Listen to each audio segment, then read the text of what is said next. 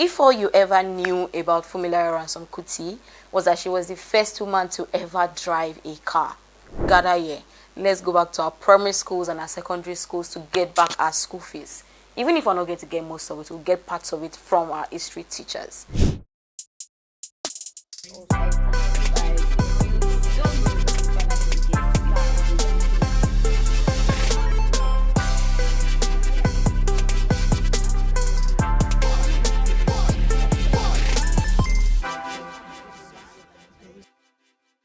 Hi guys, my name is Orolua Abdullahi and you are welcome to my channel. If this is your first time on this channel, you want to subscribe. On this channel I do movie reviews like this one. I give you content tips from time to time. I talk about everything related to digital marketing, and other times you catch me talking about my faith, other times you catch me rambling, other times you'd also catch me probably talking about a book. If these are things that you are interested in, you want to subscribe. So like I mentioned earlier, I started to talk about Funmilayo Ransome Kuti. So in this video, I am going to be reviewing the movie Funmilayo Ransome Kuti. So let's get into it. So Funmilayo Ransome Kuti is a 2022 biopic. I know you heard that right, 2022. So how come we just hit the cinemas in 17th of May? So let's talk about that. So Funmilayo Ransome Kuti first screened at AFRIF, which is known as the African International Film Festival. It screened at 2022. That was the 12th, AFRIF that held at the time. And, I think it won like a number of awards. So now it was just recently released on cinema on the 17th of May. And one thing that you want to know about this movie is that it was produced and directed by Bolanle Austen Peters, and it was written by Tunde Babalola. And just as the title of the movie just originally lets you know, the movie is about the life and times of Funmilayo Ransome Kuti. It lets you know that Funmilayo Ransome Kuti was a whole lot of things more than just being the first woman to drive a car. Now let's talk about who Funmilayo Ransome Kuti is. So Funmilayo Ransome Kuti was one of the elites. She was born and named, popularly called Frances. While she was younger, she attended Abeokuta Grammar School, and again she was one of the first girls to ever attend Abeokuta Grammar School, because as at the time they thought that schooling wasn't for females. So after she attended Abeokuta Grammar School, she went ahead to she traveled abroad to further her studies. And I think during her process of staying abroad, she realized that she didn't necessarily like the white people. She didn't necessarily like everything that they were about, and they were racist, because there were parts in the movie where she mentioned they would tell you things like, oh, black people are not allowed into this place, and alongside dogs, right? So I think all of these things kind of informed her going by her middle name, which is Funmilayo, that everybody now knows her to be. She was a Nigerian educator. After she finished her studies in the abroad, she came back and started a preschool where she was teaching children of illiterates and just other children generally in the community. She was also a suffragist. If you don't know what a suffragist is somebody that, fights for the right of others to vote, especially women. So she was a suffragist, she was a political campaigner, and she was also a women's rights activist. Another notable thing that she did is that she was the one that started the Abeokuta Women's Union. So you see, imagine if we never got to read about Funmilayo Ransome Kuti away from the things that they taught us in class. How can, after everything that this woman did, how can the only thing that they taught us in school be that she was the first woman to drive a car? I think even after the entire Egba women's riot, she was one of the first woman to ever be in the local government in the then Abeokuta state under the Sultan Protectorate. So now let's talk about the characters in this movie. So Funmilayo Ransome Kuti was played by Kehinde Bankole and Joke Silva. Kehinde Bankole played Funmilayo Ransome Kuti in her earliest years, a younger age, and Joke Silva played Funmilayo Ransome Kuti at the time when she was close to her deathbed. So the other people that featured in this movie include Omowunmi Dada, Ibrahim, Suleiman, Adunni Ade, Dele Odule, Jide Kosoko, Atlantis Bridget. If you are wondering what Atlantis Bridget is, she was the one that was in Afamefuna that played the wife of Stan Nze. So yeah, and I'm trying to remember, I think Bolanle Austen Peters also starred in some parts in this movie. So now let me talk about each of these characters. So first, let's talk about Kehinde Bankole. As we all know, Kehinde Bankole is a stellar actress, and I'm glad that she's finally getting the recognition that she deserves, because she recently won the AMVCs. Even though when her name was announced, I had screamed. Like, I was really happy that she won it. Her name was announced only for me to check the movie that that she won the award for, and I was like, why would Adire win AMVCAs over A Tribe Called Judah? But that one is a talk for another day. But if we are like talking about Kehinde Bankole as an actress, she's a phenomenal actress. Some of the other movies that she has starred in includes Oktoberfest. Wait, even before Oktoberfest, Kehinde Bankole was in Super Story.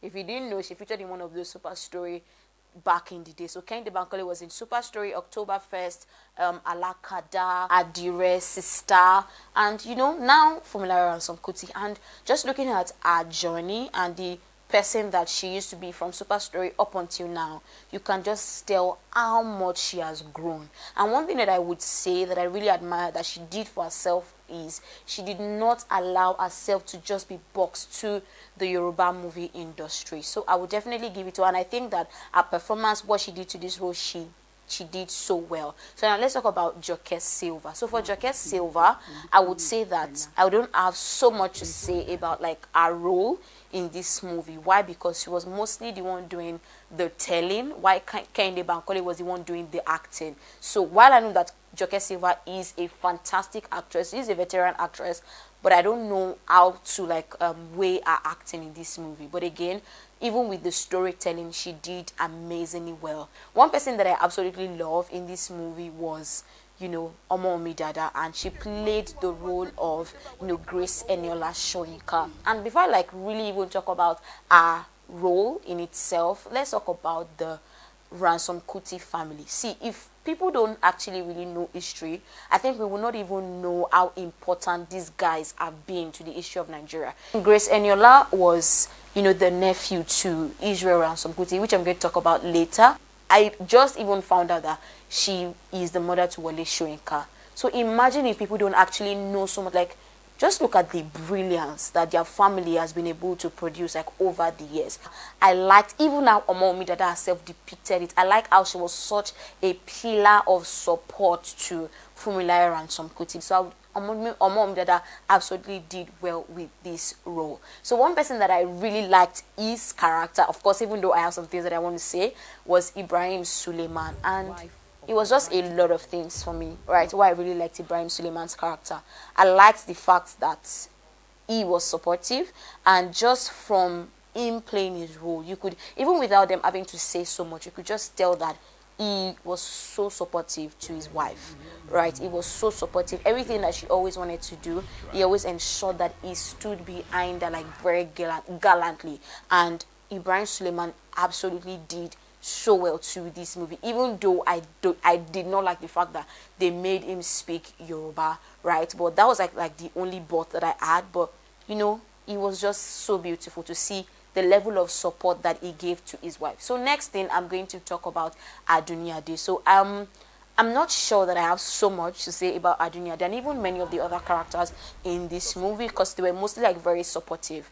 We didn't see so much action from their end. But when it came to support and all of those things, they were able to give Funmilayo Ransome Kuti all the support that she needed. I'm just going to categorize the next people: Dele Odule, Jide Kosoko, and did I even mention Adebayo Salami? Adebayo Salami was the king in this movie. He was the Alake of Abeokuta. So all of these people, was their typical Yoruba acting. It was great. That was what the movie needed. So I'm not going to say because it was their typical Yoruba acting, it wasn't great. So now let's talk about some of the things that let's say loopholes, or some of the things that I didn't quite like in this movie. So I would say that because it is a biopic, I know that biopics can get very underwhelming at some particular point, but the parts of this movie that got underwhelming for me were maybe the parts of the market scenes, for maybe where the market women were going to riot, or where the market women were gathering. Some of those things I just felt like it was underwhelming. First off, if you're telling us that something is a market square, the typical ways that Nigerian markets are, I don't think that it was quite, depicted in this movie. I mean, there was a particular point where Funmilayo Ransome Kuti was going to see Omowunmi Dada, and they said Omowunmi Dada was in the market. She was selling Adire. Her store was literally full.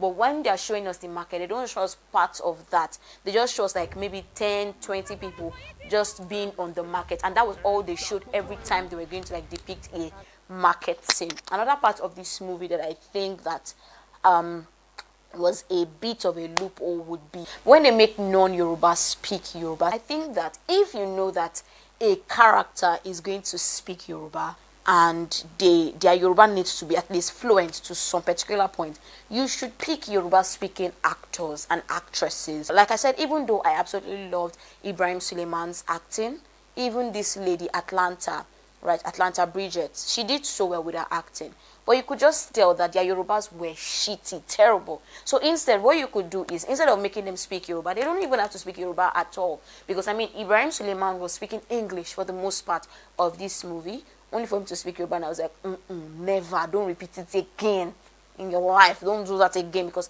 that's not how they sound. So another thing that I would say that is that, you know, especially because we know that this movie was set in like the old Abeokuta days, and I want to explain this point. I'm going to put it side by side. Ayinla, if you watch Ayinla, you see that their Yoruba was very deep. They didn't even need to tell you so much before you know that, okay, the Yoruba that these people were speaking like is from like the aged long Yoruba Abeokuta dialect.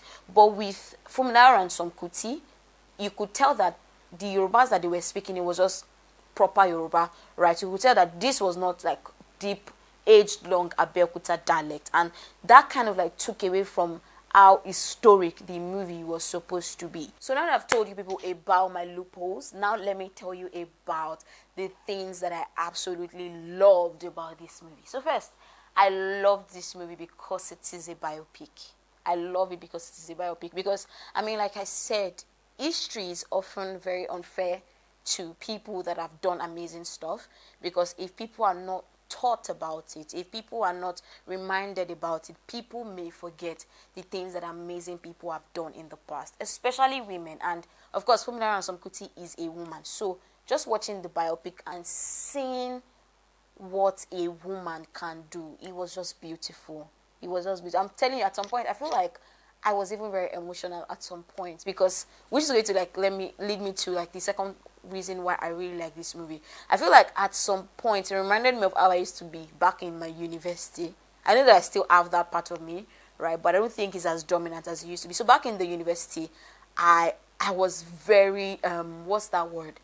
I was very expressive, and I'm still like that till date, but I know that, okay, that's not like the forefront of who I am anymore. But because at every point you could see that Funmilayo Ransome Kuti was always fighting for women to be heard. Because at some point in the university, I remember that somebody came to me that I should run for Students' Union. First off, I had to borrow myself sense, because I was in Ife. Obafemi Awolowo University, they're like another class of people, right? So I knew that I wasn't, genuinely, truthfully to myself, I knew that I wasn't cut for that. Just seeing Funmilayo Ransome Kuti do everything that she did, it just, you know, brought that fire to my heart. So another thing that I like about this movie is I love that they deployed, you know, less talking, more showing.